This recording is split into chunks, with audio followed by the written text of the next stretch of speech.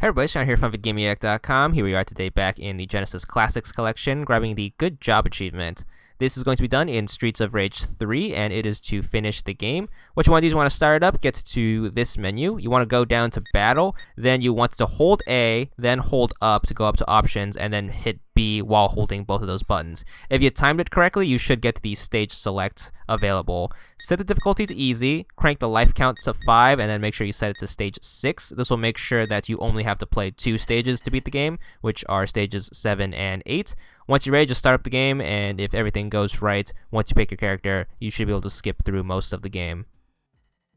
Alright, if you are unfamiliar with the last 2 stages of Streets of Rage 3, this is how it works. What you want to do is you want to first clear out the first set of enemies, which are these robot things. You have a countdown in the back. Once that timer goes down to 0, the building will be set on fire, and your character will take damage over time. So you want to do this segment a little quick. Hit up the elevator once it opens, and you want to press the down arrow twice to go all the way down to the first floor. Once you're down here, you want to head to the right, clear out the first set of bad guys, and then the 3 doors should open up. You are looking for the computers you need to take out in order to open up the gate on the second floor. It's always going to be in room number 2, so make sure you keep that in mind.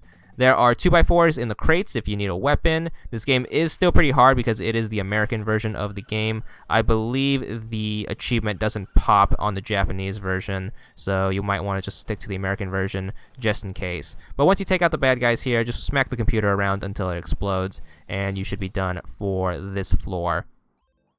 Once you head back outside, make sure you clear the floor of any enemies, and then you want to go back into the elevator. Make sure you hit the up arrow to go up to the second floor. Once you're here, just do the same thing. Clear out any enemies in the hallway, and then get the rooms to open up. Then you want to look into the second room, which should have the computer, and just do the same thing. Make sure you clear out any enemies, and then make sure you smack the computer around until it explodes. Blowing up both of these computers would open up the gate on the second floor, so you don't have to take the elevator. You can just walk straight down, head into the elevator shaft, and you should rescue the dude you are supposed to be rescuing. You can also take this time to heal up. There might be food in some of the boxes, so take advantage of that. But once you take care of this guy, you should go up to the roof and then have the boss fight against the jetpack dudes. This boss fight is a little tough, so make sure you focus on just the blue guy. The red guys will respawn, so don't waste your time trying to kill them. Just spam jump kicks and take advantage of the rewind feature if you are taking too much punishment or you want to redo a move setup.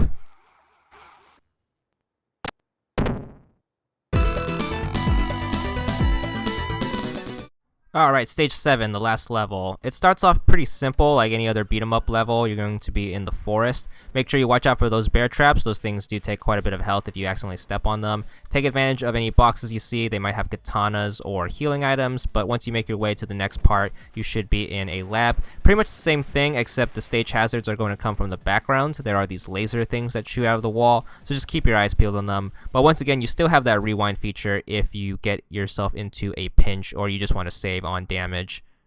Alright, on to the first stage of the first boss fight. You have to fight this crane thing. It's pretty simple. You just want to wait for it to come down, and then you just need to land a jump kick. Try not to let the conveyor belts try to pull you into the electric fence, and you should be good for this first part. It's actually pretty simple. You just need to time things a little bit. If you do mess up, rewind feature is there, which is always beneficial. Once you damage it about 3/4 of the way, it should lose its claw bits and then turn into an electric crank thing. For this one, you just have to wait a little longer. Just wait till the electricity goes away and then try to land a jump kick. So pretty simple. If you can get the timing right, you can actually do 2 jump kicks. You can kick it from one direction, turn around, and try to kick it again. But let's just be a little careful with this thing. Remember, the rewind feature is there in case you mess up or get yourself into a really bad pinch. But this thing does go down really easily. Then you can start the second phase of the final boss fight.